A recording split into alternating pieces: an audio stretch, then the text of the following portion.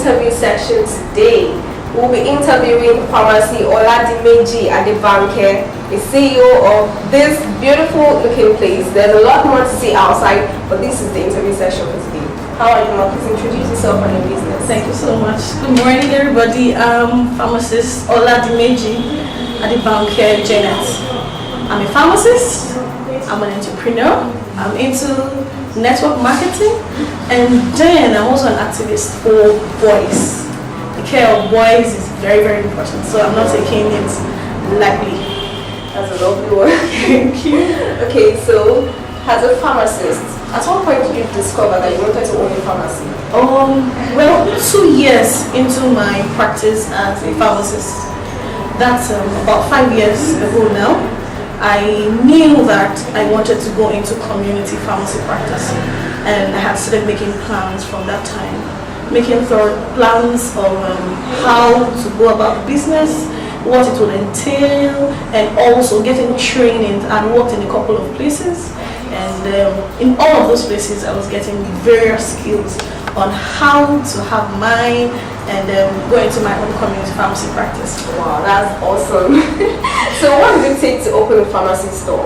Oh, well, it takes quite a lot. The first thing is you must be a registered pharmacist. Wow. Yes, you must be registered with the Pharmacist Council of Nigeria, that's PCN, and you also must have experience, at least got some training from other persons who are into community pharmacy practice. Wow, then small shops. So it's why small shops that we see everywhere, because it's quite disturbing. Yes. When people go to drugstores and get fake yes, things. That's a problem we have in Nigeria. And then of recent anyway, pharmacists have begun to take their place and look more. The Pharmacist Council of Nigeria is looking more into controlling these small shops.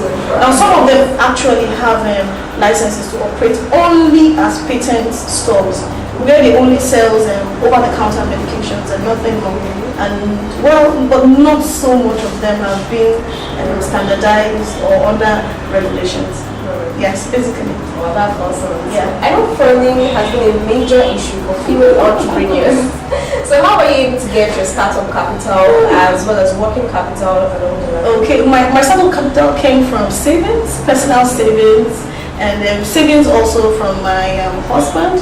And my husband, I got his very strong support on opening this. Yes. So he supported in all ramifications, both financially and also with advice. He's a financial analyst, hence I get very good advice from him.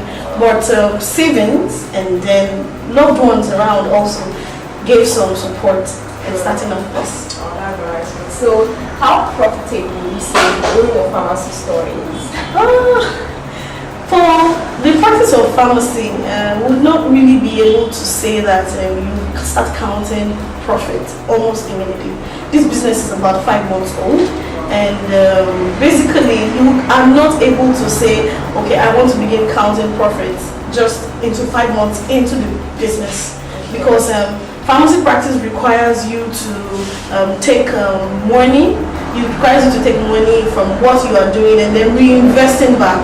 Hence, I will say that taking of profits or beginning to calculate profits from pharmacy business will take about 2 years. Wow. Hence, but we are doing very fine and it's fun all the way. Oh, that's awesome. How are you able to juggle life as an entrepreneur and your family life together? Oh my God.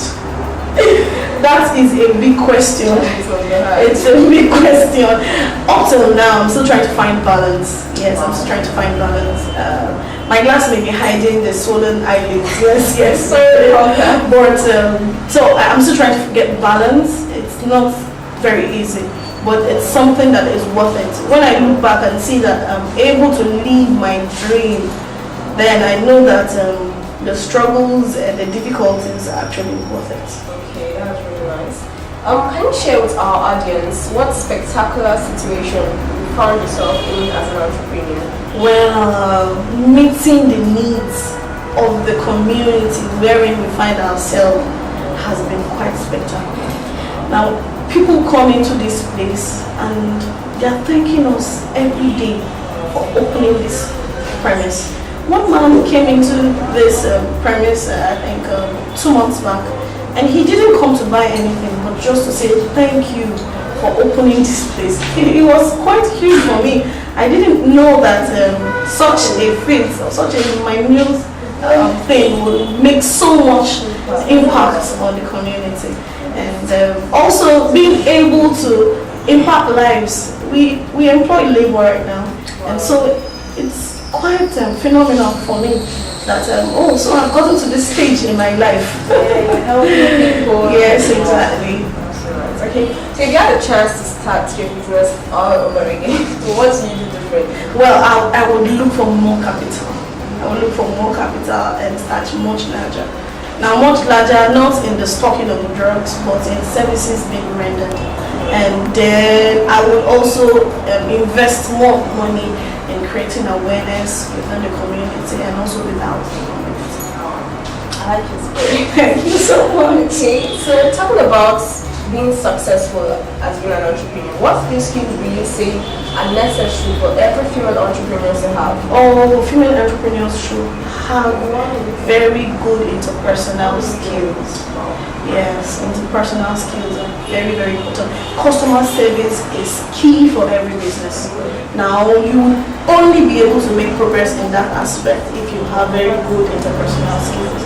Yes, then also female entrepreneurs should be able to lead in the real sense of the word lead, not by telling people do what I say, but actually do what I do.